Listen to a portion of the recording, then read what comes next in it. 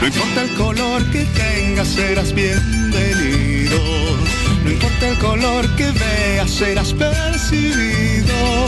No importa si ya estuviste mucho tiempo a ciegas. Lo que importa es que por fin estás aquí. Porque aquí no hay más fronteras. Esta tierra es toda nuestra. Eres bienvenido. Hola, ¿cómo está? Muy buenas noches, bienvenido, gracias por estar con nosotros. Tendremos una entrevista importantísima enseguida que tiene que ver con los ciudadanos venezolanos y por supuesto nos va a visitar el candidato a la vicepresidencia de la agrupación de la Alianza Juntos. Vamos a revisar las siguientes noticias, las 5 destacadas del día. El proceso quiere decir de que no ha habido delito. Entonces tienen que estar los que han armado el delito. Hay otros que han sido también los que han llevado adelante este caso de terrorismo, incluso en la Cámara de Diputados. El presidente de una comisión de investigación ha sido César Navazo, por ejemplo. Pero el presidente de la Cámara de Diputados que instruyó que se haga esta comisión ha sido Héctor Arce Saconeta. No nos olvidemos de que él ha actuado en representación de una institución pública que es el Ministerio Público y de acuerdo a los antecedentes que todos hemos asumido conocimiento, este proceso ya hubiese llegado a su total conclusión por una determinación judicial. Carlos Romero había estado durante años beneficiando con contratos públicos a una empresa y en esa empresa trabajaba en ese tiempo temporal de la adjudicación una mujer con la que mantenía una relación amorosa. Principalmente nos declaramos en estado de emergencia en defensa de nuestra planta urea y amoníaco. Bolivia no puede estar detrás de otros países donde los jóvenes manejan y se conectan con el internet con el mundo. Los jóvenes, especialmente los bachilleres, hacen ya sus negocios, hacen sus empresas a partir del internet. A propósito del caso terrorismo que se ha cerrado ayer y con el que se ha liberado de culpa a 39 personas que fueron imputadas, esta tarde el ministro de Gobierno Arturo Murillo ha anunciado que está preparando una querella contra Evo Morales, Álvaro García Linera, contra Raúl García y también contra Juan Ramón Quintana y contra todos, como él ha dicho, que idearon este caso, el caso terrorismo. Tenemos más información, estas son las 3 que usted tiene que saber.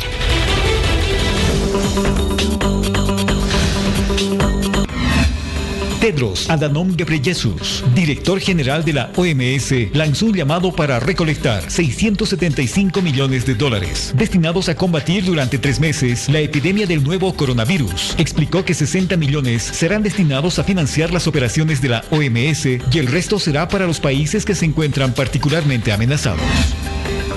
Gobierno de Nicolás Maduro acusó este miércoles a Donald Trump de lanzar violentas amenazas contra Venezuela. Se trata de la primera reacción oficial tras el discurso de Trump sobre el Estado de la Unión, al que asistió como invitado especial el líder opositor Juan Guaidó. Tomás Monasterio, diputado nacional de Unidad Demócrata, presentó ante la Embajada de Estados Unidos en Bolivia una solicitud para que la Administración para el Control de Drogas, DEA, inicie una investigación internacional contra el expresidente Evo Morales y su entorno por el delito de narcotráfico. Y como todos los días les vamos a recordar la pregunta de esta semana, nuestro sondeo, el que usted puede participar a través de las redes sociales respondiendo. ¿Qué opina usted sobre el binomio Áñez-Doria Medina? Con relación a esta pregunta, por supuesto, en la calle la ciudadanía también tiene su respuesta. Me parece un poco contradictorio, ¿no? Por haber expresado ante el público que no le parecía la candidatura de Áñez y luego se esté postulando con ella. Nos ha pillado por sorpresa a todos, pero esperemos que vaya bien, no le puedo decir. Me parece la señora con muy buen carácter, muy buena energía positiva, la señora Áñez. El señor Doria ha intentado tantas veces, creo que tiene muchos, no es muy aceptado, pero esperemos que vaya bien, es una buena alternativa. Para mí muy mal. Así, como un ciudadano común, pienso que ese binomio se han equivocado. No sé si es lo mejor, Nadie sabe qué es lo mejor, excepto lo pasado que era lo peor. No me gusta, todos son iguales. ¿Ha visto usted? Como dice bien, hay que cobar el palacio quemado porque el cliente ya no quiere salir. Dicen una cosa y después dicen otra, o sea, estoy decepcionado de todo esto.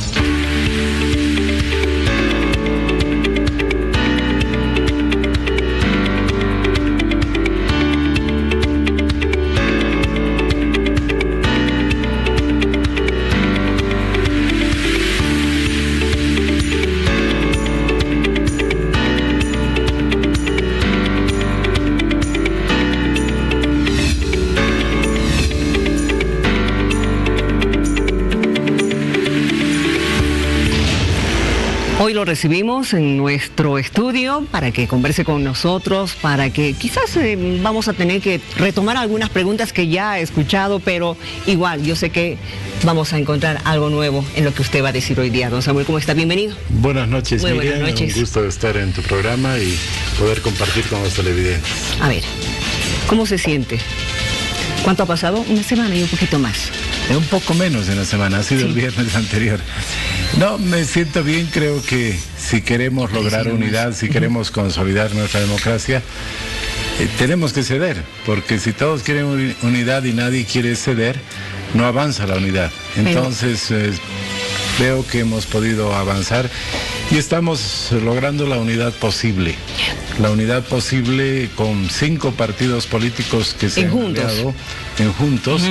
Está Demócrata, está Unidad Nacional, está Sorbo, está Unir de Tarija, está Poder. Entonces, una alianza con 5 partidos es una muestra de que la unidad avanza por este camino. Sin embargo, y yo sé que ya ha hablado de esto, es verdad que su candidatura ha descolocado a muchas personas, porque usted ha sido crítico con la presidenta cuando ella anunció su postulación, ¿no es cierto? Y de pronto usted se lanza también al ruedo con ella, cambia el discurso. ¿Por qué eso, don Samuel? Por lo que te decía, Miriam. ¿Por la unidad? ¿Solamente por la unidad? Por la unidad, pero además también porque Yanine Áñez ha sido muy clara, ella no va a hacer una campaña aprovechando los bienes del Estado. Entonces yo creo en ella y creo que es posible poder avanzar sin hacer lo mismo que hacía el anterior gobierno. Es muy difícil, pero no para la presidenta en este momento, porque todo lo que diga lo van a interpretar como que o lo dice la presidenta o lo dice la candidata. Al final las dos cosas. Hemos conversado y yo voy a ser el que me esté moviendo por el país haciendo campaña durante la semana. Ella va a estar trabajando en sus funciones de presidente y el fin de semana vamos a unirnos para hacer campaña juntos. Usted entonces va a corretear durante los 6 días restantes. Los 5 días restantes, ¿no? De lunes a viernes hago campaña y el fin de semana ella se suma a la campaña y hacemos campaña juntos. Muy bien. Ahora, ¿cómo ha recibido la noticia su familia? La esposa. No, han recibido bien porque no hay duda que Yanine Áñez es una mujer valiente, una mujer serena, que en los momentos tan críticos que hemos vivido en noviembre ha sido capaz de conducir al Estado y permitirnos que se pacifique el país. Entonces, todos estábamos ya cansados con la violencia y Yanine ha logrado la pacificación del país. ¿Usted cree que tenemos una pacificación en el país, don Samuel? Seguimos en posiciones encontradas. El mismo representante de la ONU acaba de decirlo, que hay una polarización abismal en el país. Bueno, hay interesados en que se polarice el país, en que nos dividamos, pero si recordamos, Miriam, los días que hemos vivido en el mes de noviembre, donde había violencia, eso, por suerte, con el trabajo de la presidenta Áñez, se ha logrado pacificar y no hay ese tipo de conflictos en el país y nadie quiere conflictos. Yo le diría, el 99% de la población quiere vivir en paz, quiere trabajar, quiere recibir atención en la salud, quiere que sus hijos reciban educación. Entonces, yo veo que el camino para consolidar la pacificación y pasar a la reconciliación nacional es junto a Yanine Áñez. Ahora bien, usted ha visto como una oportunidad, la presidenta le ha invitado, ¿verdad?, Sí. No ha sido usted el que la ha llamado a la presidenta, ha sido ella la que le invitó. Sí. ¿Usted ha visto esto como una oportunidad de poder llegar a ser gobierno? Anteriormente no pudo lograrlo cuando era candidato a la presidencia. Yo creo que hemos dado una señal muy clara de que queremos participar en la política en el país, no necesariamente desde un solo cargo. Ya el año pasado dimos una señal, creo que compleja, pero clara, en sentido de decir, no vamos a participar en esta elección y vamos a dar apoyo al que esté mejor posicionado. Ya no podíamos dejar de participar en esta elección. Es por eso que hemos encontrado el medio más adecuado y además aportando a que se dé la unidad posible. Ahora, llegando al momento en el que se tengan que volver a ver ustedes el próximo 3 de abril, ¿no es cierto? Van a revisar a quién le está yendo bien en la campaña y a quién no. ¿Usted cree que va a haber esa disposición de los políticos de decir, a mí me va mal, me bajo y voy a ir a apoyar a cualquiera de ustedes? Lo que se espera es de que en 60 días, ya la campaña habiendo transcurrido 2/3, se va a tener una idea mucho más clara. Yo espero que además la población vea quién va a representar mejor al país en los siguientes 5 años y por tanto ya se vaya aclarando el panorama. Inclusive puede ser una salida honrosa para algunos candidatos que no tengan el apoyo y que en ese momento declinen su participación. Sí, porque la intención era no fragmentar el voto, pero al momento tenemos 8 binomios y usted, yo creo que tiene clara la figura en torno a lo que dice la población, ¿no es cierto? Se ha sentido desilusionada, decepcionada con la postulación de la presidenta. 8 binomios al final que van a tratar de pugnar por lo mismo.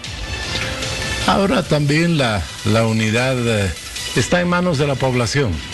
Usted recordará, el año pasado también había 7, 8 binomios, pero la población se dio cuenta de que para apoyar a la democracia había que votar por un candidato. Ahora estamos en condiciones diferentes. Estoy convencido que la población va a ser va a estar muy atenta en escuchar las propuestas, los programas, además quién los propone, si tienen la credibilidad para que la población crea que ellos van a llevar adelante esas propuestas. Entonces, la población es la que tiene en sus manos ahora la posibilidad de decir, vamos por este camino y así lograr la unidad que no se ha logrado plenamente entre los políticos. Pero les reitero, no estamos con las manos vacías, somos 5 partidos que estamos en la alianza juntos, algo que yo no había visto hace muchos años. 5 partidos importantes que deciden ir juntos para construir la unidad posible. Bien, ahora, ¿nos puede contar algunos detalles de cómo ha sido la invitación de la presidenta, cómo se ha acercado a usted, le ha llamado, qué le ha dicho? Me visitaron primero miembros de su partido. ¿De los demócratas? De los demócratas, me visitó el senador Óscar Ortiz. Conversamos y después yo fui a conversar con la presidenta, fui a la residencia, conversamos más de 1 hora y vimos que coincidíamos en nuestro análisis. Otro aspecto importante, tanto a ella como a mí, también me preocupa la economía. Nos han dejado una economía con varios presentes griegos, déficit fiscal elevadísimo, deuda externa, problemas en cerca de 30 empresas públicas, muchos conflictos, reservas internacionales que caen y yo no veía que haya frentes, que haya candidatos que garanticen el buen manejo de la economía. Entonces, esa también ha sido una razón por la cual yo he decidido dar este paso. Y cuando conversaba con la presidente Yanine Áñez, ella me decía que había tenido un razonamiento parecido, de qué servía todo el esfuerzo que se ha hecho para que después vayamos hacia atrás. Y yo creo que si algo tenemos claro los bolivianos es que no queremos que el futuro se parezca al pasado. Entonces, esa es la razón por la cual estamos en esta candidatura, para poderle ofrecer al país certidumbre, reconciliación. Ella ha demostrado que es una persona que habla con todos los sectores, ha encontrado soluciones mediante el diálogo, y mi rol es el de dar certidumbre a que la estabilidad económica, que es tan importante, se mantenga, y que el crecimiento de nuestra economía pueda continuar e incluso ser incluso mejor. Ahora, me imagino que ya está entonces planificando cómo va a ser, qué tipo de proyecto económico va a tener para nuestro país. ¿Ya puede adelantarnos algo de esto? No, justamente estamos en la etapa de poder compatibilizar entre los distintos partidos, los equipos que han trabajado por su lado en el programa, para poder tener un solo programa, una sola propuesta. Entonces, seguramente en los próximos días se presentará el programa de gobierno, donde todos podrán conocer qué es lo que proponemos. ¿De corriente neoliberal? No es una corriente neoliberal. Yo creo que todos los bolivianos hemos aprendido, Miriam, hemos aprendido de que en la etapa neoliberal se hicieron cosas que a la larga no fueron buenas. Como también en la etapa del socialismo del siglo XXI hemos visto que han cometido muchos errores. Entonces, yo veo que lo importante ahora es hacer una síntesis con lo bueno que se hizo, y dejando de lado ese gasto dispendioso, dejando de lado una serie de gastos o decisiones por razones políticas que no le hacen bien a la economía del país. Entre esas decisiones hay quienes recuerdan que usted, cuando era ministro de Planeamiento, exactamente, con don Jaime Paz Zamora, privatizó empresas. También estaba el tema del litio con la LIDCO, que al final se retrocedió. A ver, Miriam, creo que es muy importante recordar, porque además los del anterior gobierno me mostraban como que yo hubiera querido vender todo. En el gobierno de Jaime Paz se toma una decisión muy importante. No se toca ninguna empresa estratégica. Y había varias empresas pequeñas, medianas, de las corporaciones de desarrollo, que se decide que no podían continuar en la situación que tenían, generando pérdidas. Y yo le comento, por ejemplo, el ingenio de Guavirá. El ingenio de Guavirá era una empresa donde los partidos políticos de esa época administraban y sacaban recursos sin ningún control. Yo tomé la decisión, y el presidente me respaldó, de hacer una empresa diferente, vender las acciones de esa empresa a los trabajadores y a los productores. Y la empresa Guavirá en este momento es la empresa más importante del norte cruceño. Basta ver, ha aumentado su producción 10 veces. Ha diversificado su producción, exporta alcohol, genera energía eléctrica, produce ron, pero además todo en el norte cruceño es Guavirá, el equipo de fútbol, muchos emprendimientos.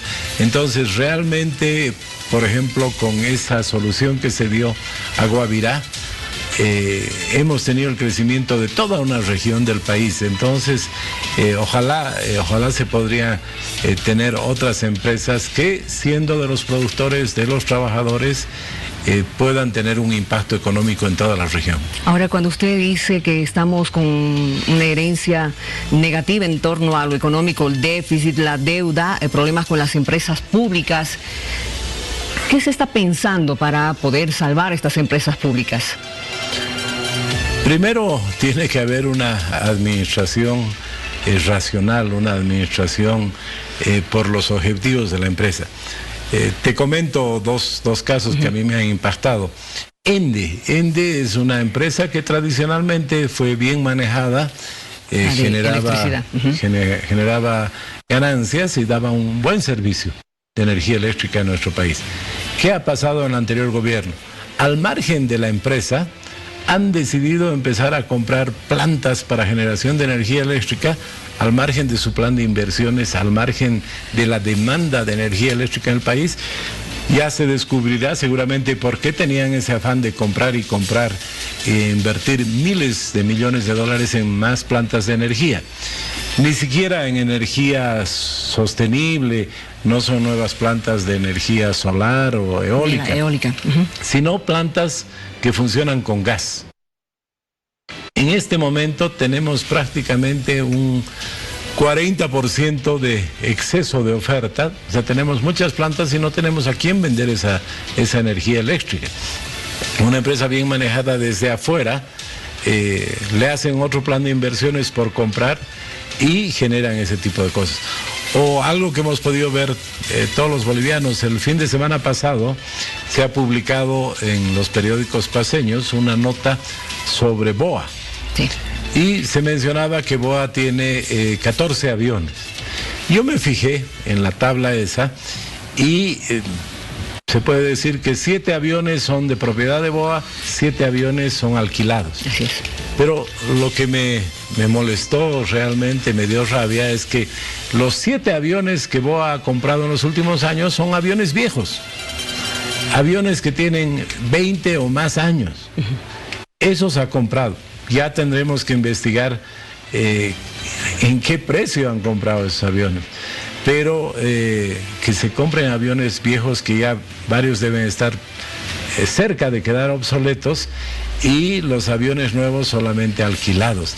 Entonces, no se necesita ser un experto en economía para darse cuenta que hay que tomar las decisiones de acuerdo a las necesidades del país, a las proyecciones de la empresa, y que no tomen en otro lugar sin tener ninguna consideración económica las decisiones.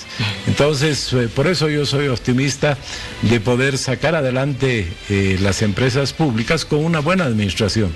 Recordará que yo entré a Fancesa, que era una empresa pública en la ciudad de Sucre, y era una empresa que tenía una ganancia como de 3 millones de dólares. Yo estuve varios años y cuando dejé esa empresa tenía una ganancia superior a los 30 millones de dólares y Fancesa ya no era solamente fábrica de cemento, sino se hizo 3 industrias más en la ciudad de Sucre. Entonces, tengo la experiencia de que las empresas públicas bien manejadas con racionalidad se pueden volver rentables, pueden generar utilidades para los bolivianos y tener una generación de empleo que tanto necesita el país. A ver, usted que ha venido de una familia humilde, porque sé que su papá vendía boletos en un cine en Oruro, ¿no es cierto? Sí, sí. Que le ha costado mucho, pero al final usted es ahora uno de los empresarios más prósperos de nuestro país. ¿Qué hay que cambiar en la educación de nuestros hijos? ¿Qué se necesita para que un niño, un jovencito, llegue a tener un buen emprendimiento, pero ya con una base de este colegio? ¿Va a hablar de esto? Sí, claro que sí. Es uno de los temas centrales para el país. Yo te diría que hemos podido resumir en que tenemos que tener maestros con pilas y estudiantes con pilas. ¿Qué significa un maestro con pilas? Significa que sea un maestro que esté permanentemente actualizado, que pueda saber de la tecnología, de las redes sociales, que pueda preparar a nuestros niños y jóvenes para que no tengan nada que envidiar a los niños y jóvenes de otros países. Y los estudiantes con pilas que necesitamos son también personas que estén al día. Falta mucho para que todos los niños y jóvenes tengan acceso a las redes sociales. Interesante, yo escuchaba, por ejemplo, en una de mis nietas, que cuando habían los conflictos les mandaban las tareas por WhatsApp. Sí. Para que no pierdan. Eso sucede y usted ha debido ver lo mismo y en La Paz vemos y escuchamos eso. Pero imagínese si en todo el país se utilizaran las herramientas, los mecanismos que hay ahora para la educación, tendríamos jóvenes mucho mejor preparados. Pero también hay otro proyecto que yo lo llevo adelante ya cerca de 10 años con mucho éxito. No todos los jóvenes tienen que ir a la universidad, no todos tienen que ser doctores, licenciados. Los CITES, los Centros de Innovación Tecnológica, con una preparación muy corta de algunos meses, permite que estén capacitados para poder empezar un emprendimiento. Y actualizados, sí. Y lo que hemos comentado con la Presidente Áñez es de que deberíamos llegar a un punto donde en cada familia por lo menos un miembro tenga un emprendimiento. Eso realmente cambiaría la situación de nuestro país. Exacto, porque estamos hablando de un 65% de la población que se dedica al comercio informal, ¿no es cierto? Que no tienen estudios, no tienen ni siquiera la posibilidad de ir a un instituto para sacar una carrera técnica. Efectivamente, ayer en la CAINCO en Santa Cruz hubo un seminario muy interesante. Así es. Ellos planteaban el país que queremos y en algún momento comentábamos de que ellos veían la informalidad en la economía como una amenaza, pero también nosotros sabemos que la informalidad es una estrategia de sobrevivencia. No se puede decir no vendas productos, no seas comerciante, porque eso afecta a la industria nacional si no les ofrecemos actividades alternativas, ¿no?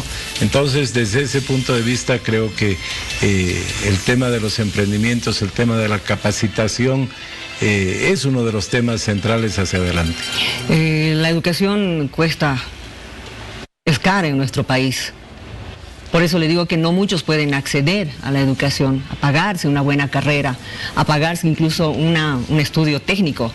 Cuando vienen personas que trabajan en la feria 16 de julio, por ejemplo, ellos defienden a ultranza de que esa es su única forma, su único medio de vida con lo que dan de comer a toda su familia. Por eso estamos claros en el tema de que hay que generar nuevas actividades, hay que apoyar a los emprendedores para que puedan entrar en actividades productivas y no sea solamente el comercio el que crezca en nuestro país. Interesante, ayer en el seminario de CAINCO vino un ex presidente del Banco Central de la Argentina y tocó el tema de la educación y mostraba que las medidas que se tienen que tomar para mejorar la educación, y mostraba un estudio que se había hecho en el mundo, eran fundamentalmente las que mejor resultado daban, era que, por ejemplo, los padres de familia se involucren más con la educación de los hijos. Había estudios que mostraban que las acciones más rentables desde el punto de vista de mejora de la educación eran, por ejemplo, que los padres se involucren mucho más en la educación de los hijos. Hay familias que trabajan, o padres que trabajan hasta en 2 trabajos, otros 3 para tratar de poder llenar, digamos, la canasta familiar. A veces es un poco complicado por ese lado. Pero, ¿qué más usted ha sacado de positivo de esta reunión en la CAINCO? He podido observar que hay muchos jóvenes empresarios en Santa Cruz que tienen una idea clara. Por ejemplo, ellos planteaban, no decían que el Estado nos resuelva el problema, sino planteaban de que haciendo pequeños ajustes para que se respeten los derechos económicos de las personas, se puede tener una avalancha de inversiones nacionales. Mucha gente que tiene su dinero bajo el colchón o que tiene su dinero en el banco, que no se ha animado a invertir, podría invertir si se dan las señales correctas, si se dan las señales adecuadas. Y hubo un empresario que dio una definición muy interesante, porque se habla en palabras complicadas, se dice que haya más institucionalidad, que haya seguridad jurídica. ¿Qué significa eso? Significa que hayan instituciones en el Estado que garanticen los derechos económicos que tenemos los bolivianos. Por ejemplo, jóvenes que quieren hacer un nuevo emprendimiento y que para hacer un trámite de una empresa actualmente les toma más de 2 meses, 2 meses y medio. No se está respetando los derechos de asociación, por ejemplo. Entonces, si se corrigen factores que no son muy complejos, si se tiene una actitud distinta hacia la producción, con seguridad que vamos a poder tener mucho más empleo, mucho más emprendimientos en Bolivia. Hay muchos temas de los que tenemos que volver a conversar, pero también sé que esta noche usted ha presentado este libro, El fraude del 20 de octubre, y no quiero dejar pasar esta oportunidad para que usted nos dé un pantallazo de quiénes han hecho esta investigación.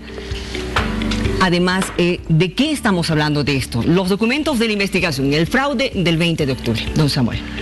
Efectivamente, Miriam, hemos presentado hoy con la Fundación Pazoscanqui esta recopilación de los informes más importantes que demostraron el fraude. Y yo quiero comentarle de que después de la elección del 20 de octubre, yo me dediqué gran parte de mi tiempo a poder conversar, a poder analizar con gente experta y poder tener una idea de cómo se había hecho el fraude. Es interesante, pero encontramos varios grupos de jóvenes paceños y de Santa Cruz que tenían una explicación, que tenían un trabajo. Entonces trabajamos también con el ingeniero Villegas en su momento, cuando él andaba escapando porque el gobierno lo seguía. Y recibimos toda esa información y en algún momento tomamos la decisión de que como no se tenía la totalidad de las actas, había que hacer un trabajo desde el punto de vista estadístico y con la participación de estos jóvenes se hizo un informe y se demostró de que era estadísticamente imposible que los votos que aparecieron al día siguiente, el 21 de octubre, puedan tener ese comportamiento. Ya se había analizado el 83% y de repente el 17% nos muestra otra votación, otro país. El argumento del gobierno era de que eran votos del campo, falso. Hemos visto mesa por mesa y era una composición de mesas de la ciudad y del campo, igual que en el 83%. En medio de esto todavía las investigaciones no arrojan un resultado al 100% sobre lo que ha pasado. ¿Qué pasó con el de Neotec, por ejemplo? Cuando se paró el TREP, el personero, la cabeza de Ethical Hacking ha dado datos muy impresionantes con relación a lo que había pasado, incluso días previos al de la elección y horas previas al día de la elección y durante el día de la elección. Nos quedamos con muchas dudas con relación a ese tema y a ver si en algún momento las autoridades, quienes están investigando, puedan realmente encontrar el meollo de este problema. Nosotros hicimos un informe con este enfoque estadístico de estos jóvenes y nos reunimos con la comisión de la OEA, que vale la pena aclarar en su momento, nadie creía que la OEA iba a hacer un informe imparcial. Pero nosotros fuimos, nos reunimos con los técnicos, les explicamos, tuvimos una reunión muy larga y después está también el informe de la OEA que toma en cuenta este enfoque estadístico para demostrar que hubo un fraude y por otra parte también toma actas que se habían recolectado y que el análisis grafológico mostraba que había 200 actas que había llenado una sola persona. Recuerdo que ese informe decía actividades dolosas, pero no fraude directamente, ¿verdad? Bueno, sí, ellos, los diplomáticos siempre usan las palabras con mucho cuidado, pero fue un fraude, ¿no? Fue un fraude, algo escandaloso ya que en la Argentina votaron más personas de las que se habían inscrito. Entonces, toda esa información la ha reunido la Fundación Pazoscanqui. Fernando Molina ha sido el encargado de editar este informe y esperemos que sirva para que las investigaciones judiciales puedan individualizar a los que hicieron el fraude. Gracias por haber venido, don Samuel. Yo sé que nos vamos a reencontrar ya cuando esté en su punto más caliente la campaña electoral. Y le vamos a invitar ya desde ya a que participe en Bolivia Decide. Con todo gusto, Miriam. Un gusto. Hasta pronto. Un gusto que haya venido. Atención, por favor, para todos. Tenemos una encuesta esta semana. Por favor, gracias a los que están participando a través de nuestras redes sociales. Les recordamos esta pregunta. ¿Qué opina usted sobre el binomio Áñez-Doria Medina? Por el sí o por el no, o lo que usted opina, por favor, si apoya o no apoya y qué es lo que usted opina, a nuestras redes sociales. No importa el color que tengas, serás bienvenido. No importa el color que veas, serás percibido. Solo traes compañía.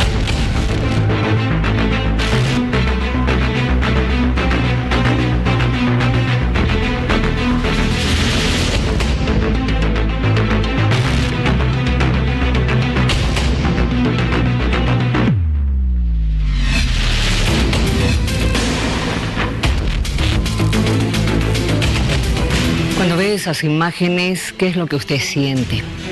A muchos se nos desgarra el alma cuando vemos a niños sin comer, sucios, totalmente vulnerables, con sus papás, evidentemente.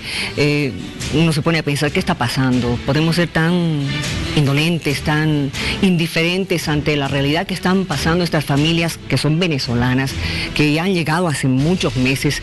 Vamos a hablar ahora con el director general de Migración, don Marcel Rivas, que él nos va a dar los datos concretos. ¿Hace cuánto tiempo estamos recibiendo venezolanos en nuestro país? ¿En qué situación? ¿En qué condiciones? Hay una buena noticia para ellos, pero también no todo va a ser positivo para todos ellos, ¿no es cierto? Bienvenido.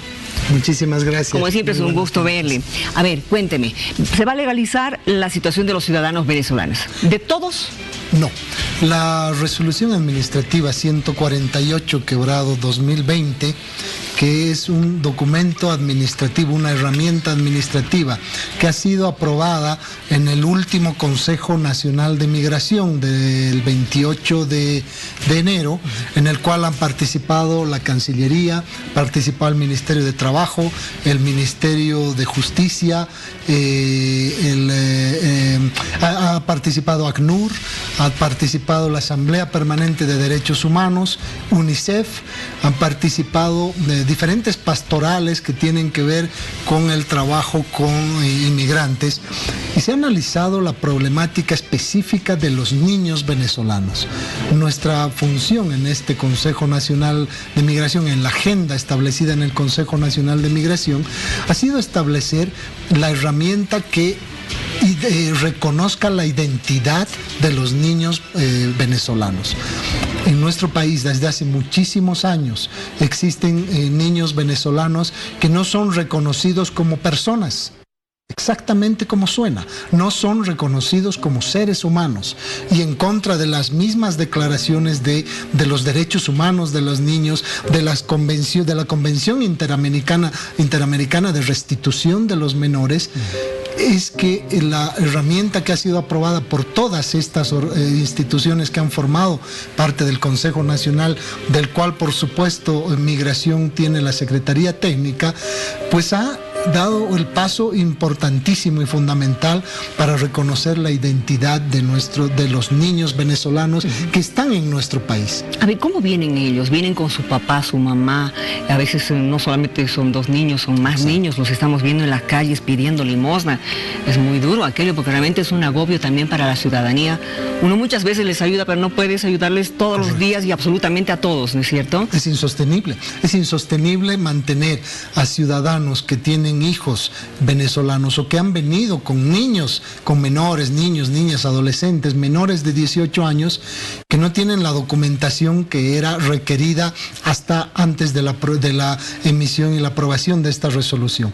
Los únicos documentos que eran reconocidos por Migración en cumplimiento de la anterior resolución administrativa era el pasaporte original y el certificado es decir, el DNI, el certificado de identificación, el carnet el documento de identificación, originales y vigentes.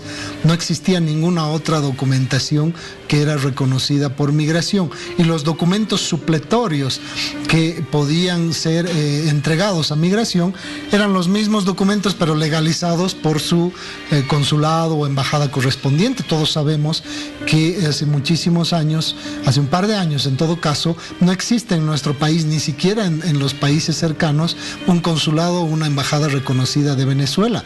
Por lo tanto, estos niños y sus padres no tenían ninguna posibilidad de sacar una documentación, de actualizar sus documentos, sus pasaportes, o en el caso de los niños, obtener un carnet de identidad. Primero, que la ley venezolana no otorga documentos de identidad a los niños menores de 9 años, solamente les entrega un certificado de nacimiento.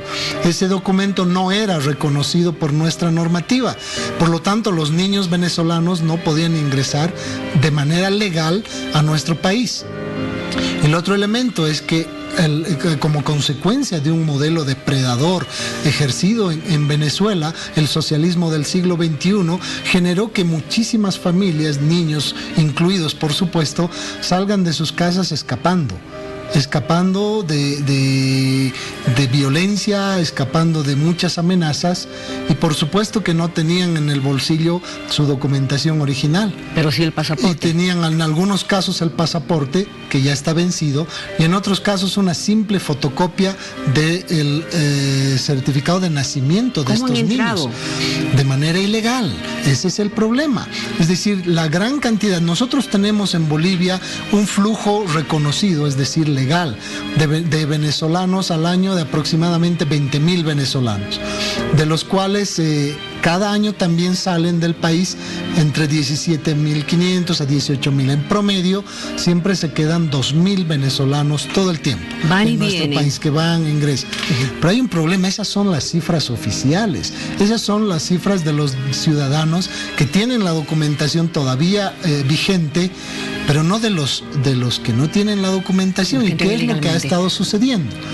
Cuando ingresaba una familia padre, madre, con el pasaporte vigente, el pasaporte original todavía vigente, pero los niños solamente tenían una fotocopia simple del certificado de nacimiento. Nuestra normativa no permitía que ningún inspector de migración permita el ingreso de esos niños. Es decir, se les permitiría el ingreso a los padres, pero a los niños no. ¿Y qué hacían? Entonces, obviamente, la familia optaba por el canal ilegal. Es decir, ingresar a nuestro país, porque de todas maneras ingresaban, están aquí, ustedes los pueden ver en las calles, están en nuestro país, ingresaban de manera ilegal. Y ahí estábamos fomentando más bien la organización de bandas criminales de trata de personas, en los cuales estaban incorporados inclusive inspectores de migración, que han sido detectados dentro de esta banda de criminales que organizaba el tráfico de manera ilícita, por supuesto, de las familias venezolanas, extorsionándolos y por supuesto sometiendo a la vulnerabilidad de los niños contra la trata y tráfico de personas. Ahora, ¿qué se va a hacer? Porque esta legalización que se va a hacer de los ciudadanos venezolanos, usted había señalado de que va a beneficiar a las familias, pero familias de padre, madre e hijos. No es cierto, ¿se les va a dar documentación a estos niños? ¿Se los va a identificar? Lo que se está haciendo a través de esta resolución en los diferentes artículos es reconocer la identidad de los niños. Estamos reconociendo la identidad de esos niños, esas niñas y adolescentes que tienen un certificado de nacimiento en fotocopia simple, o inclusive de algunos niños que ingresan sin ningún documento. Es decir, llegan a la frontera con los apoderados o padres que sí tienen documentos, ya sea vigentes o con la fecha ya pasada de sus pasaportes, pero sí tienen documentación original. Vienen, pero los niños no tienen nada. Pero ahora les van a dar su lo que vamos a hacer a través de esta resolución es dar la posibilidad de que esos padres, sí, a través de una declaración jurada, reconozcan la paternidad o que están a cargo de los niños. Pero ahí estamos poniendo un control interno a través de la interoperabilidad que tenemos como migración con todas las unidades operativas, incluida trata y tráfico. Estas familias que no tienen documentación o que tienen una documentación no correcta, con solamente fotocopias, van a poder regularizar su situación, pero están obligados a registrarse en los archivos de Interpol. Es decir, la unidad operativa de la policía de Interpol va a tener también, aparte de migración, el registro de todos estos ciudadanos, y de esa manera, a través de un control cruzado, vamos a saber si estos ciudadanos son buscados por trata y tráfico u otros delitos transnacionales, o inclusive los niños son buscados, pueden ser víctimas de trata y tráfico, porque vamos a tener acceso a las huellas digitales y por supuesto a las fotografías de estos niños. Bueno, ese ya es un buen punto para ellos. Ahora bien, esta permanencia específica por el tema humanitario, ¿qué otros beneficios les va a dar? Porque los estamos viendo mendigar en las calles. ¿Van a poder trabajar? ¿Van a poder los chicos ir a clases? Exactamente, ahí tiene dos elementos importantísimos esta resolución. Primero, que al estar en nuestro país ya de manera legal, porque la permanencia de ellos es latente, están aquí en el país. Y se pueden quedar solamente ahora van a tener una condición reconocida por el Estado por el tiempo que hayan solicitado, puede ser de turista o puede ser con una permanencia específica por trabajo, y ahí viene el otro elemento, es decir, los ciudadanos venezolanos van a poder trabajar en nuestro país, ya sea que su permanencia sea solamente por los 90 días que establece nuestra normativa, con las ampliaciones, empezando con 30 días y las ampliaciones correspondientes, pues que después puedan acceder ya a una permanencia regular. Pero aquí viene otro de los aspectos fundamentales de esta resolución. En el artículo 4, uno de los requisitos indispensables para que gocen de esta resolución, de las consecuencias de esta resolución, es que ellos demuestren en un tiempo perentorio que se ha tomado como 60 días, que ellos no son una carga para el Estado, una carga social y económica, ni para el Estado ni para los ciudadanos bolivianos. Eso les va a obligar a conseguir trabajo. ¿Qué significa? Por supuesto, significa que un venezolano con niños, sobre todo, esto está enfocado a los niños y a sus padres. Una familia de venezolanos que ya ha ingresado al país y tiene un tiempo determinado de adecuación en nuestra comunidad, en nuestra sociedad, no puede pedir limosna porque va a perder las prerrogativas que les da esta resolución. Eso quiere decir que venezolano que no quiera trabajar va a tener que irse. Exactamente, y es otra de las ventajas. La resolución nos da la facultad ahora, que no la teníamos antes, de sacar a los venezolanos de nuestra frontera, pero al país de origen o a otro país que ellos elijan. Eso es una prerrogativa. Lo que no podíamos hacer hasta ahora, porque lamentablemente, porque los niños no tenían una identidad reconocida y los padres, en algunos casos, tenían un pasaporte, un DNI vencido, nosotros no podíamos sacarlos de la frontera de manera legal. Entonces lo único que se hacía era ponerlos en la frontera, pero el otro país no los recibía. Entonces, ¿qué es lo que estaba sucediendo y sigue sucediendo? Los poníamos en la frontera y se volvían a entrar por una ruta ilegal.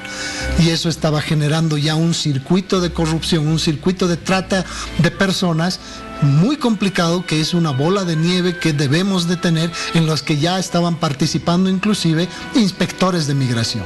Ahora bien, esto va a ser para las familias constituidas, papá, mamá con hijos. ¿Qué pasa con aquellos venezolanos que vienen solos, hombres, mujeres de diferentes edades? No, si vienen solos y son mayores de 18 años, tienen que regirse bajo las características ya establecidas. Esta resolución administrativa únicamente contempla el beneficio para los niños venezolanos y para sus padres o apoderados o tutores legales. Entonces pueden ser tíos o pueden ser un conocido. Hay muchos casos de niños venezolanos que han escapado con personas conocidas, pero la ventaja es que ahora los vamos a tener registrados en el sistema de migración, intercambiando la información con Interpol, es decir, básicamente en todo el sistema de alerta temprana y de control de seguridad. ¿Dónde tienen que ir? ¿Directamente a la Cancillería o a Migración? Migración. En Migración. Nosotros ya vamos a empezar con los operativos informativos, es decir, ya los operativos van a tener una connotación totalmente diferente. Vamos a ir específicamente, comenzar con las familias con niños menores de 18 años para informarles cuál es su condición y que se beneficien de esta resolución, vayan a Migración, se registren en cualquier punto migratorio del país, inclusive en frontera, no hay ningún problema, se registren, estén ya registrados padres, estén registrados los niños y de acuerdo a la resolución van a tener ya la identidad. Teniendo la identidad, por supuesto, pueden acceder a los diferentes tipos de permanencia que existen en nuestro país. De todas formas, por algo que nos está preocupando, ustedes ya tienen, me imagino, conocimiento de cuáles son los lugares específicos donde sí se está dando este manejo irregular del ingreso ilegal de ciudadanos venezolanos. No, sin duda, la frontera del Perú, Tambo Quemado, básicamente Desaguadero, son puntos muy complicados, porque ustedes saben que en toda Latinoamérica, en todos los países de Latinoamérica, Ecuador, Perú, Colombia, esta identidad de los ciudadanos ya es reconocida. Si un niño no tiene documentación, se le reconoce a través de una declaración jurada, exactamente lo que estamos haciendo. Si un ciudadano tiene un pasaporte, un DNI, un documento de identidad vencido, pues tiene el reconocimiento como si fuera, es decir, vigente, como si estuviera vigente. Entonces, de esa manera todos los países están haciendo circular a los ciudadanos venezolanos. Y el problema era Bolivia, porque los ciudadanos ingresaban a nuestro país. Ingresaban inicialmente con documentación. Si ya no tenían la documentación vigente, no podían salir del país, por más que quieran. Y hay gente así actualmente, ¿no es cierto? Hay un montón de gente en este momento, de familias venezolanas, que quieren seguir su éxodo, su camino hacia Argentina, hacia Chile, hacia Paraguay, hacia otros países, pero no pueden salir del país, porque no pueden salir de manera legal, porque no tienen la documentación vigente. Y me imagino que ese va a ser el siguiente paso para solucionar. Algo cortito, porque para ir terminando la entrevista, los controles migratorios y de cuidado para evitar que entre el coronavirus, ¿qué están haciendo? Correcto, nosotros hemos tenido ya varias reuniones con todas los estamentos de salud. Estaba el Ministerio de Salud, estaba Epidemiología, estaba la Cancillería, por supuesto el Ministerio de Gobierno, y bueno, se ha escuchado a los especialistas.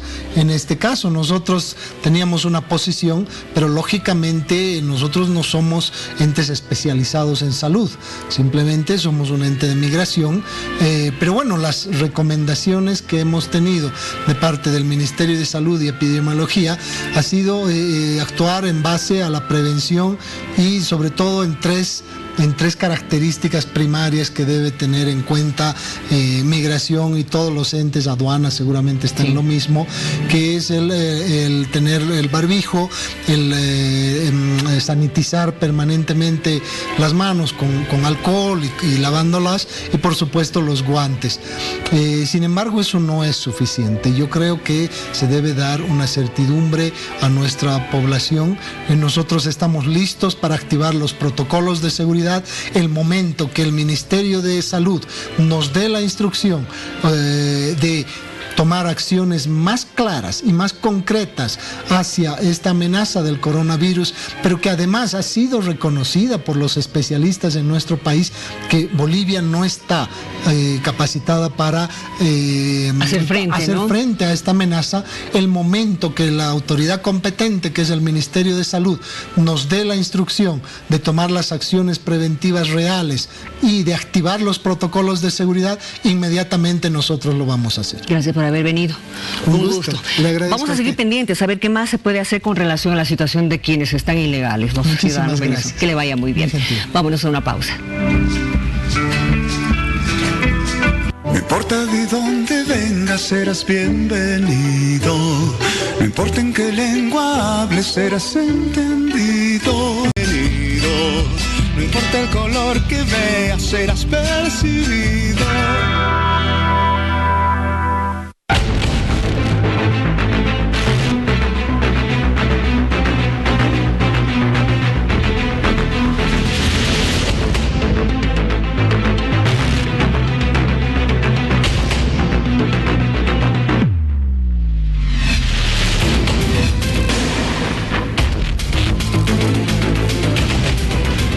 Bueno, el mundo entero está pendiente de lo que está pasando con el desarrollo del coronavirus. Se sabe que en China ya han pasado los 500 en números de personas fallecidas por esta enfermedad, que todavía no se está encontrando cómo frenarla. Se está haciendo vacunas, eso es lo que han dicho hace una semana atrás. Hay gente que está señalando y dice esto puede ser parte de una conspiración para que una farmacéutica se llene los bolsillos, pero en fin, cómo ha aparecido el coronavirus, se dice muchas cosas, que incluso la tecnología 5G estaría de por medio, ¿no es cierto?, para evitar que China vaya y llene con 5G el mundo entero. Estoy con el doctor Fernando Romero, secretario general del CIRMES La Paz. Gracias, querido doctor. Lo estoy viendo preocupado. Y bueno, no es para menos, evidentemente. China está haciendo un esfuerzo tremendo para poder contener la enfermedad, a pesar de que ayer se había dicho de que había bajado el índice de contaminación. Sí, correcto. Hay noticias que, bueno, de buena forma nos dan cierto aliento, pero no deja de ser alarmante para nosotros, porque En este tiempo que hemos pasado hace poco, estamos viendo todos los días la situación dura de la salud del país. Hay muchísimo paciente, hay poquísimo profesional, poca infraestructura, pocos equipos. Hay un grupo grande que requiere terapia intensiva y muy poco le ofertamos de terapia intensiva. No tenemos terapia intensiva en la cantidad necesaria. Un grupo grande que está reclamando cirugía renal, trasplantes. No podemos hacer todo eso hoy día y cuando tenemos una enfermedad tan grave a nivel mundial que ha obligado a que la OMS declare alerta mundial, pues nos preocupa porque a la situación tan difícil que tenemos, si le sumamos esa enfermedad también, bueno, será una calamidad para nosotros.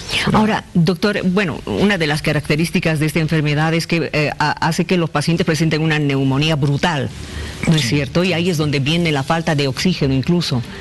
Exactamente, la evolución de la enfermedad al inicio es clásica, ¿no? Es como cualquier cuadro gripal, cualquier resfriado. Dolor de cabeza, malestar. Tos, etcétera. Pero ya cuando sube la temperatura a 38 grados por encima y cuando ya comienza a haber dificultad, ya es un paciente de riesgo, ya es un paciente que es probable que en las horas siguientes requiera terapia intensiva. Y una terapia intensiva con personal capacitado, con laboratorio capacitado. Hoy día nuestros laboratorios en los hospitales públicos todavía no hemos recibido el equipamiento para hacer el diagnóstico. Lamentablemente hemos hecho requerimiento. De hecho, valoramos el esfuerzo que está haciendo el Ministerio, la Gobernación, la Alcaldía, hemos hablado con ellos. Se ha formado un Consejo Departamental de Salud del sector público, donde cada día les expresamos los problemas que tenemos, pero no han llegado todavía los requerimientos en equipo, en los medios de diagnóstico. Y en un paciente grave, pues es fundamental el diagnóstico. Bueno, la China tiene la capacidad de levantar un hospital en 10 días, con una capacidad de recibir a más de 1.000 enfermos, más de 1.500 médicos, 15 especializados para evitar que la contaminación siga creciendo. Nosotros no tenemos ni siquiera los reactivos para determinar si un paciente tiene el coronavirus. Lamentablemente estamos haciendo el esfuerzo, las autoridades lo están haciendo. En la fase de informar a la población se ha trabajado muy bien, los medios están apoyando mucho en esto, pero nosotros que estamos trabajando en el nivel de referencia último del sistema, es decir, donde van a llegar los pacientes sí o sí con la enfermedad. Nosotros trabajamos en el Hospital de la Mujer, el complejo del Hospital del Tórax, el Hospital de Clínicas, el Hospital del Niño, pues los medios de diagnóstico en este momento todavía no han llegado. Ojalá que en los siguientes días los podamos tener. Porque es fundamental, Miriam, el diferenciar un paciente que tiene o no tiene el coronavirus. Si no tiene, entra a una sala común, entra con personas a su alrededor, tratamiento y ya. Pero si es un coronavirus NCOV, la cepa que está causando este problema, pues no va a entrar ahí. Ahora, este coronavirus no hay una vacuna, es un virus además. Tengo entendido de que estarían tratando a algunos pacientes en la China incluso con aquellos retrovirales que utilizan para el VIH. Se está haciendo experimentos. Claro, pero parece que está teniendo resultados. Y lo que pasa es que para una terapia de este tipo, pues hay muchos factores, ¿no? En un paciente con diabetes, desnutrición, hipertensión, enfermedad de base, un anciano, una embarazada. Las embarazadas son un grupo de riesgo muy fuerte. En nuestro medio tratar de improvisar un tratamiento es riesgoso, ¿no? Porque también hay un componente legal, un componente ético, un componente que tiene que ver hasta con criterios morales de procedimientos. Y bueno, claro, las circunstancias obligan a ese tipo de decisiones. Sin embargo, creemos que hoy día más que nunca, pues todo el equipo de salud de un país, las autoridades de un país deben tomar muy, muy en serio el tema que estamos hablando. Autoridades de migración tienen que jugar un rol muy importante en eso. Tengo entendido que están hablando incluso con personeros de la Embajada de China para ver cómo se puede evitar que ingresen hasta nuestro país ciudadanos asiáticos, ¿no es cierto? Ciudadanos desde la China.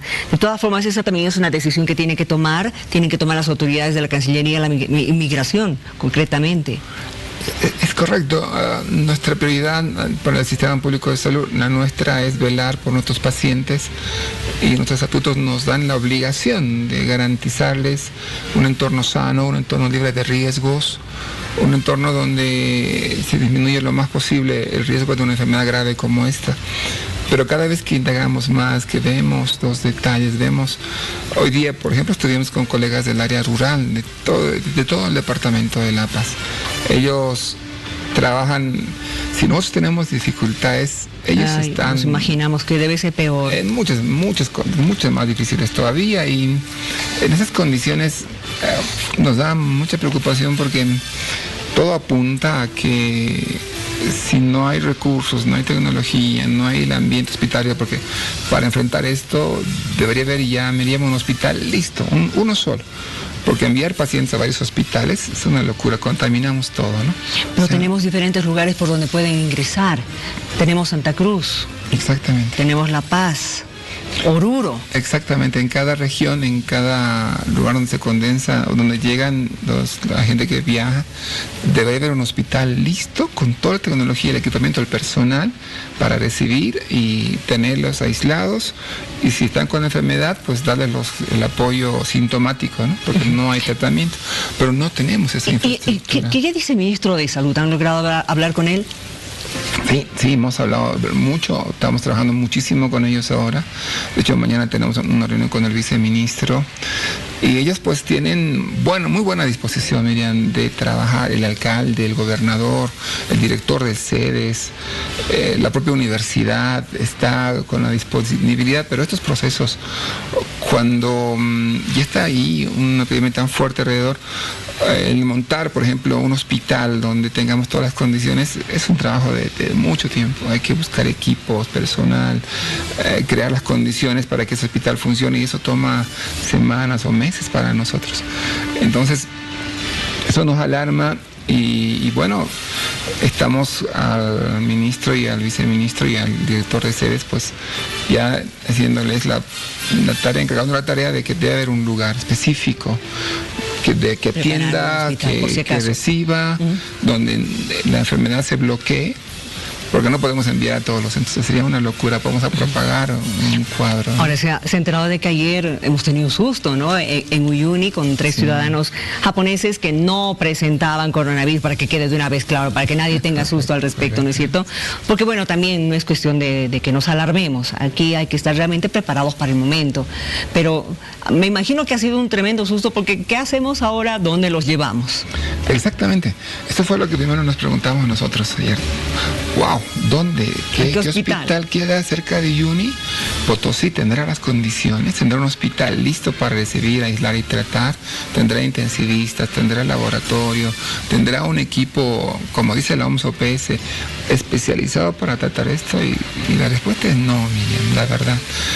Están haciendo mucho esfuerzo las autoridades de salud, pero pues esos 14 años que hemos pasado tan tristes, con tantas canchas, con tantos museos, palacios, nos han dejado como estamos. Una mala situación en salud. Muy difícil. Ahora, doctor, en medio de esto también hay un problema, el hecho de que la OMS ha pedido que no se restrinjan los vuelos, el ingreso, porque no se les puede también a las personas que están tratando de salir en este momento de China, que es el lugar donde está el contagio más fuerte, no se les puede prohibir, digamos, que traten de salvarse e ingresar a cualquier otro país. El tema de la discriminación. Claro que sí. Perfectamente lo entendemos, perfectamente. Sin embargo, nosotros, como tenemos en nuestra formación médica, es como ya marcado en nuestros genes de que si hay una patología y un virus, un factor de riesgo que va a causar un daño, pues nosotros decimos, ¿qué tengo para tratarlo? Tengo esto, no tengo. Entonces uno poco a poco se va quedando con menos opciones, con menos opciones. Y cuando no tienes hospitales en cada departamento para recibir un paciente de características, o por lo menos en los lugares donde hay mayor migración, más gente que viene, y no tienes la medicación, la tecnología tampoco la tienes, no están los recursos humanos, porque a La Paz nos falta 2.000 profesionales, Miriam, 2.000 nos hacen falta para tener un sistema adecuado.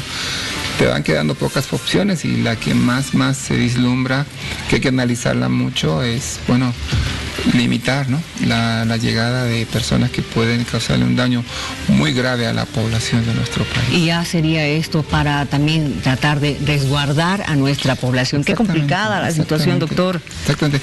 No la expresamos como una idea ahí para llamar la atención, ni mucho menos, pero estamos evaluándolo con la mayor responsabilidad posible, todo lo que tenemos para darles. Este viernes vamos a tener un simulacro, miren, en el hospital. ¿Dónde va a ser el simulacro? De la mujer. En el hospital de la mujer. 8 de la mañana ya, donde hablaremos, veremos cómo está el hospital para recibir a un paciente de estas características, ¿no?, que le ha dado el ministerio, el CEDES, para atender un caso así.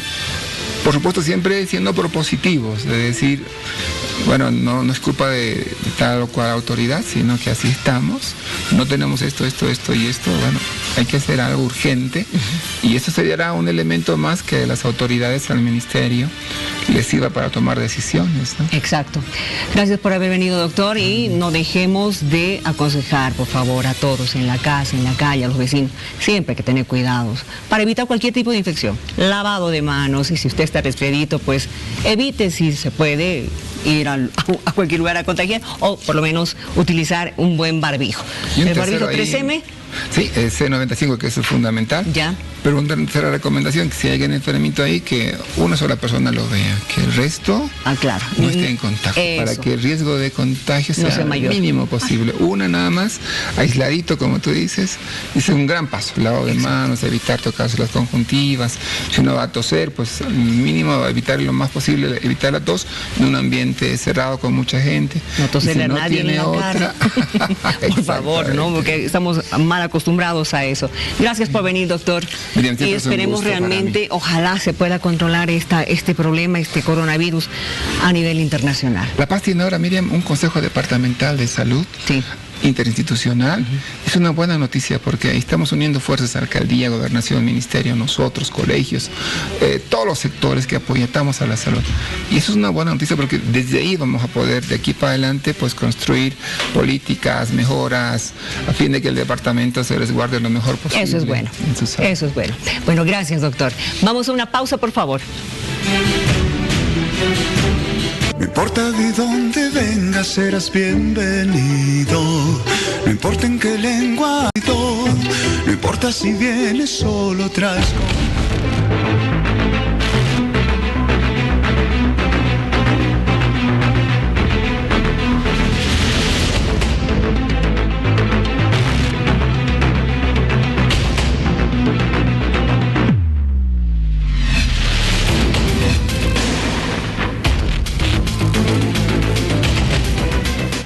A las elecciones del próximo 3 de mayo hay una información que realmente vale la pena resaltarla porque es histórico. Por primera vez en nuestro país, los pueblos indígenas van a postular, están postulando ya a sus representantes sin intermediación de ningún frente político. Y para hablar justamente de esto, de cómo han recibido la información, nos está visitando don Lázaro Taco, me dice que él es representante chiquitano, y también don Tomás Candia, que es el presidente de la CITOP. Gracias por estar acá, gracias por haber venido. A ver, sus primeras impresiones.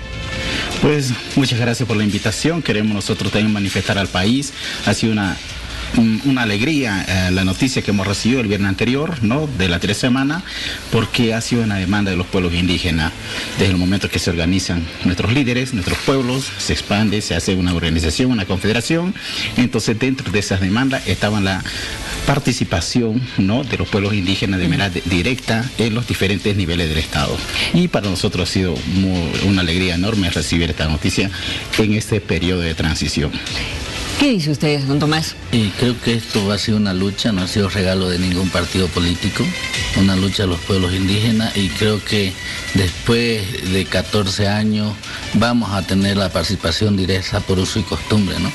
Creo que esto ya le da una pluralidad al Estado plurinacional, ¿no? Porque creo que antes nos decían los escaños especiales que a Tierra Baja le tocaba 6, pero sí teníamos que ir por un partido político, ¿no? Ahora lo que nosotros pedimos y estamos inscribiendo a la Confederación de los Pueblos Indígenas de Bolivia SIDO dentro de la Corte Electoral, para que a través de la misma organización puedan participar los hermanos de los otros pueblos, ¿no? Exacto, ya hay 2 representantes indígenas que se han inscrito. Exactamente, ¿no? Nosotros hemos inscrito también al Santa Cruz, al de Beni y al de Pando, ¿no? Entonces estamos esperando algún otro documento para inscribirlo así directamente a la Confederación. ¿Cómo va a ser la participación de ellos? Esto para que la población más o menos se dé cuenta. ¿Qué van a hacer ellos, ya que no van a ir en representación de algún partido? ¿Su votación, el punto de vista que ellos tengan también va a valer? Sí, porque nosotros vamos a conformar esta vez una bancada indígena, ¿no? En la cual hemos reclamado con la llegada de don Evo Morales que las 7 circunscripciones especiales indígenas se hubieran conformado una bancada para tener una voz propia y no ser obediente al partido del movimiento al socialismo. Don Evo Morales nunca quiso y por lo tanto nos tuvo embargado nuestras 7 circunscripciones especiales indígenas en estos 14 años, pues en la cual hoy va a ser distinto. Conformaremos nuestra propia bancada. Los pueblos van a darle mandatos, que es lo que tienen que hacer dentro de la Asamblea Legislativa Plurinacional, ¿no? Tenemos que avanzar precisamente en, por ejemplo, la normativa del índice jurisdiccional, que es inconstitucional porque la Constitución le da la igualdad de jerarquía. Sin embargo, don Evo Morales le quita todas competencias y por lo tanto eso tenemos que solucionarlo. Tenemos que ver, por ejemplo, en temas de desarrollo de los pueblos indígenas, modificar la ley de empresas, por ejemplo, para que dentro de los niveles de economía que existen en temas de estatal, privada, cooperativa y comunitaria, podamos nosotros crear nuestras empresas comunitarias. Eso significa modificar la ley de empresa, modificar el Código de Comercio para ir creando nuestras empresas comunitarias dentro de nuestros territorios indígenas. Y como eso, muchas normativas que nosotros tenemos que hacer como pueblos, darle mandato a los representantes que conformarán una bancada dentro de la Asamblea Legislativa Plurinacional. Y esto es importante, ¿no es cierto, don Tomás? Porque evidentemente ustedes no se han debido sentir representados por absolutamente ningún partido político, como estoy escuchando en este momento, ni siquiera por el MAS.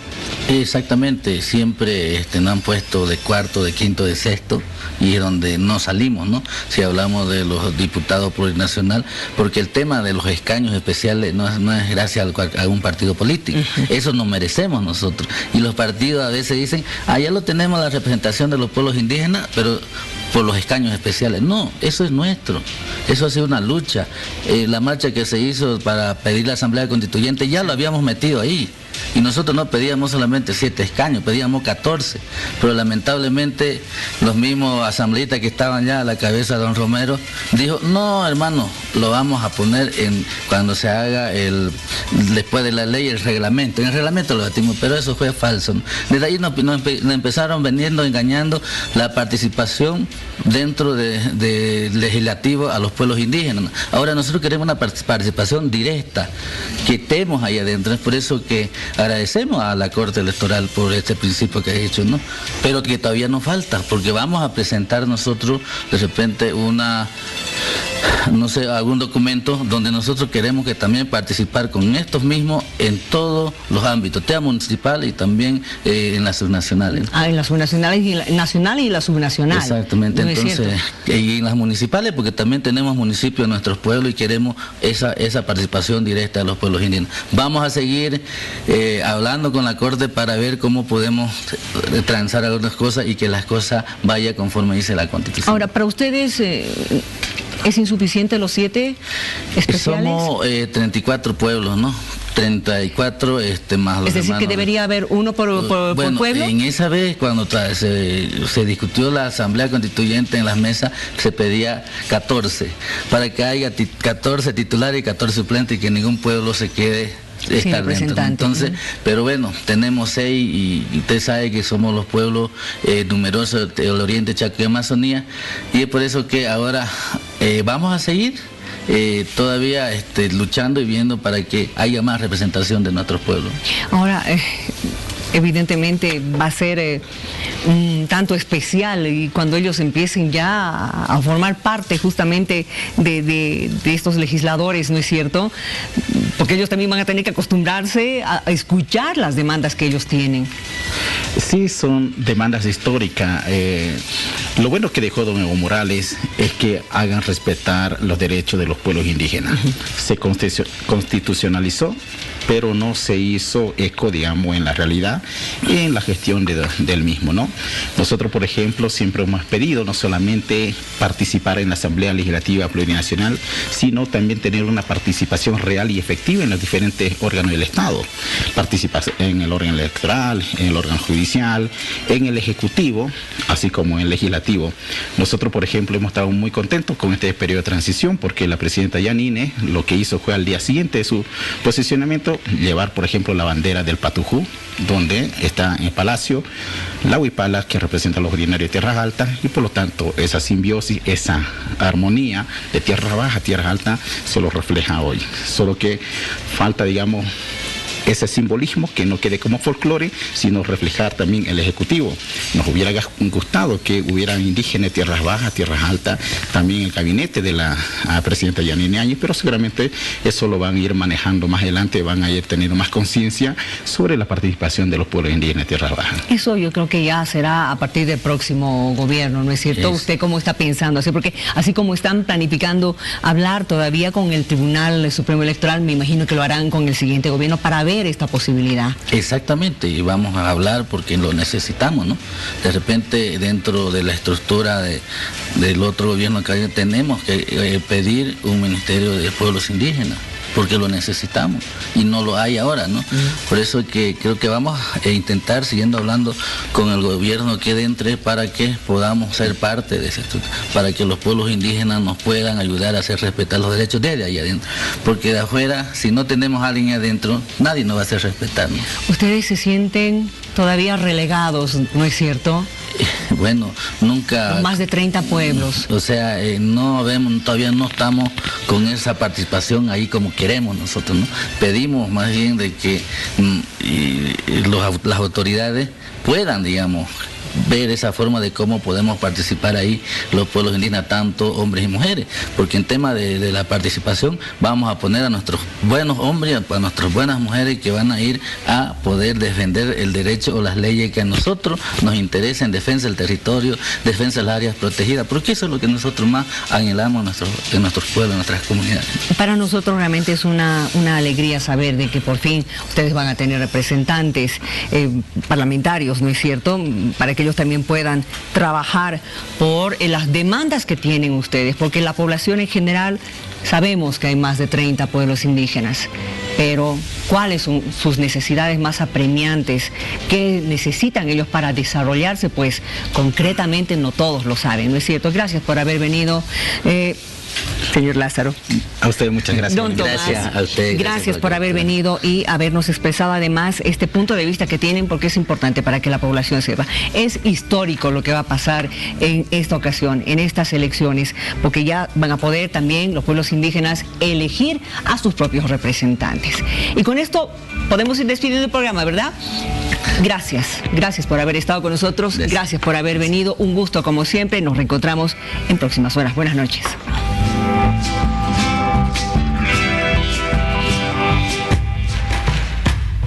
No importa el color que tengas, serás bienvenido. No importa el color que veas, serás percibido. No importa si ya estuviste mucho tiempo a ciegas, lo que importa es que por fin estás aquí. Porque aquí no hay más fronteras, esta tierra es toda nuestra.